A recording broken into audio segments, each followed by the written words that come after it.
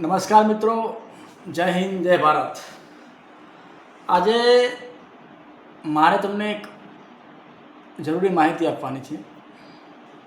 હમણાં મિત્રો થોડા સમયથી પલ્સ કંપનીના સમાચાર આવી રહ્યા છે કે પલ્સ કંપની લોકોને પૈસા આપી રહી છે, પાછા રિફંડ આપી રહી છે.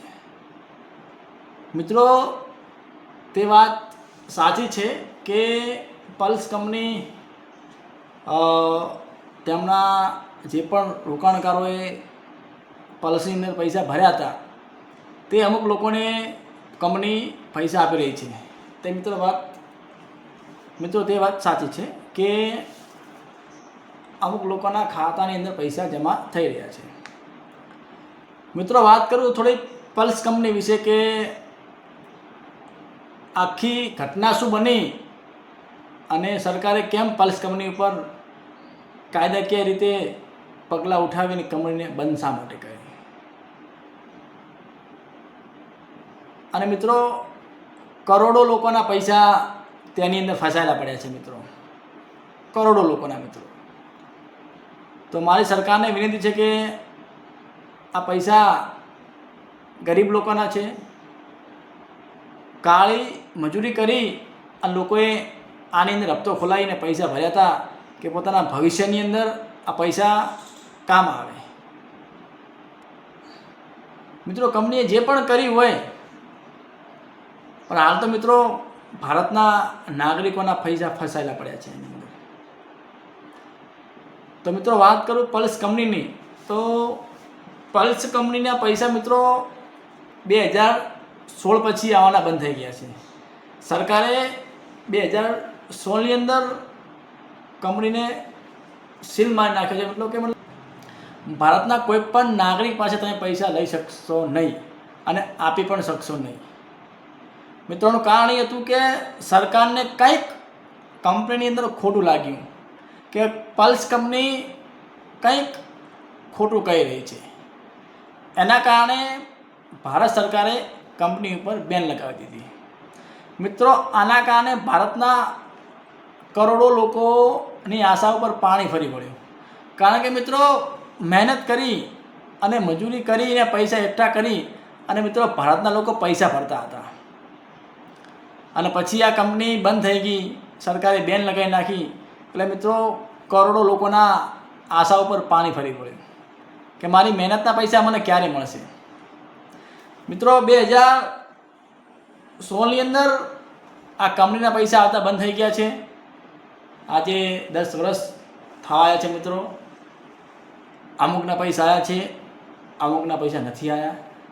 મિત્રો, સરકારે ને કંઈક આ કંપની ઉપર ગડબડ લાગી કે કંપની કંઈક ખોટું કહી રહી છે. એટલે મિત્રો સરકારે તેના ઉપર RM લોધા, મિત્રો સરકારે તેના ઉપર એક કમિટી બેસાડી, RM લોધા કમિટી. કમિટીને દેખરેખ રાખવાની હતી કે કંપની પાસે આટલા પૈસા આવે છે તો કંપની કઈ જગ્યાએ એનું ઇન્વેસ્ટ કરે છે. આ કમિટી ખૂબ સારી રીતે આનું મેનેજમેન્ટ કરી રહી હતી. મિત્રો, કમિટી ખૂબ સારી રીતે એનો બધો વ્યવહાર કરી રહી હતી અને લોકોને પણ રિફંડ આપી રહી હતી. તો વાત કરું મિત્રો, કમિટીએ કેટલા લોકોને પૈસા આપ્યા, કેટલી અરજી તેમને મંજૂર કરી. તો મિત્રો, કંપનીની ઓફિશિયલ વેબસાઇટ ઉપરથી મને જાણવા મળ્યું છે કે કંપનીએ અત્યાર સુધી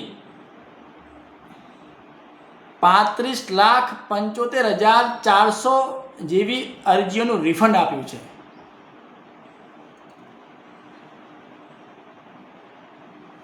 મિત્રો, આ રિફંડનો આંકડો, મિત્રો આ આંકડો રૂપિયામાં ગણવા જઈએ તો 3,720 કરોડ રૂપિયા જેવા રકમ લોકોને આપી છે. આ કમિટી ખૂબ જ સારી રીતે વાકેફ છે કે આ પૈસા ગરીબોના છે. લોકોએ કાળી મજૂરી કરી અને પૈસા ભેગા કરી અને આ કંપનીમાં રોકાણ કર્યું હતું.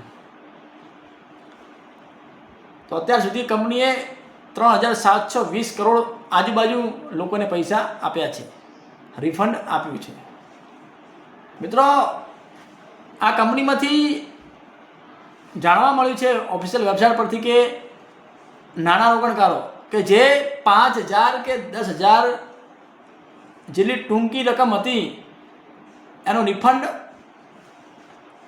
મોસ્ટ ઓફ બધા લોકોને આવી ગયું છે. આ મિત્રો માહિતી ઓફિશિયલ વેબસાઇટ ઉપરથી મને જાણવા મળી છે કે જેના પૈસા 5,000 10,000 આજુબાજુ હશે તેમને રિફંડ આવી ગયું છે મોસ્ટ ઓફ. મિત્રો જેના પૈસા 10,000 કે 10,000થી વધારે હશે તેમની પણ પ્રોસેસ ચાલુ છે આપવાની. આ મિત્રો બધા જ પૈસા ડાયરેક્ટલી તમારા ખાતામાં જ જમા થશે, કારણ કે તમે જે તે વખતે ઓનલાઈન ફોર્મ ભર્યું હશે એ તેની અંદર જ આ ખાતામાં ડાયરેક્ટ તમારા પૈસા જશે. હવે મિત્રો જેને પૈસા નથી આવ્યા ને એ મિત્રો ઓફિશિયલ વેબસાઇટ ઉપર જઈ અને પોતાનું સ્ટેટસ ચેક કરી શકો છો કે પૈસા મારા ક્યાં અટકાયા છે, બેંકમાં કેમ જમા નથી થતા. જે પણ માહિતી હશે તે તમને ત્યાં જાણવા મળી જશે. મિત્રો પૈસા ક્યારે આવવાના છે તો કોઈ નક્કી નથી, કારણ કે કમિટી ધીમે ધીમે આ ક્રિયા કરી રહી છે લોકોને પૈસા રિફંડ આપવા માટે. તો કોઈ અંદાજિત તારીખ કે અંદાજિત કોઈ સમય નક્કી નથી કે પૈસા ક્યારે તમારા ખાતામાં જમા થશે. પણ મિત્રો ચોક્કસ એક વાત છે કે પૈસા તમારા આવી જશે. ક્યારે આવશે એની કોઈ સમય મર્યાદા છે નહીં. મિત્રો બીજી ખાસ વાત કે પલ્સ કંપની સરકારે બેન લગાવી પછી RM લોધા કમિટીએ આખી જ વ્યવસ્થા સંભાળે છે, તો લોકોને પૈસા પણ ધીમે ધીમે આવી રહ્યા છે. મિત્રો ખાસ તમને માહિતી આપું છું કે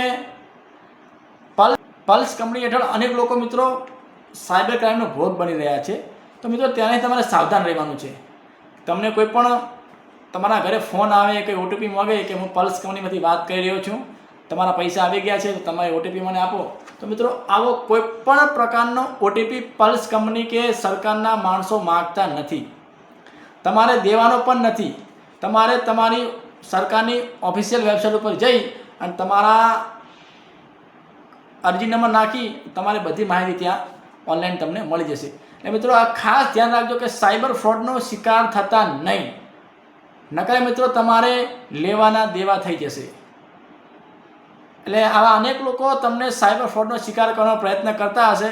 તમારે કોઈ પણ પ્રકારનો OTP આપવાનો નહીં, કારણ કે આવી કંપની કે સરકાર કોઈ પ્રકારના OTP કે કોઈ પણ પ્રકારના દસ્તાવેજ માગતી નથી. આ મિત્રો બધી જ ક્રિયા ઓનલાઈન ક્રિયા છે, આમાં કોઈ પણ પ્રકારની ઓફલાઈન ક્રિયા હોતી જ નથી. બધું ઓનલાઈન તમારે ફોર્મ ભરવાનું છે અને ઓનલાઈન તમને તમારા ખાતામાં પૈસા મળી જશે. તો મિત્રો આવા સાયબર ફ્રોડનો શિકાર થતા નહીં, આ ખાસ મિત્રો વાત યાદ રાખજો. મિત્રો ઓફિશિયલી વેબસાઇટ ઉપર આટલી માહિતી મને મળી છે, મેં તમને શેર કરી. વિડીયો ગમે હોય તો લાઇક કરજો, શેર કરજો અને સબસ્ક્રાઈબ કરજો. અને હું સરકારને ફરીથી વિનંતી કરું છું કે સરકાર આમાં ભારતના કરોડો લોકોના પૈસા અટવાયેલા પડ્યા છે, તો જલ્દીથી જલ્દી આ બધા લોકોને પૈસા મળી જાય એ મારી ભારત સરકારને વિનંતી છે. જય હિન્દ, જય ભારત.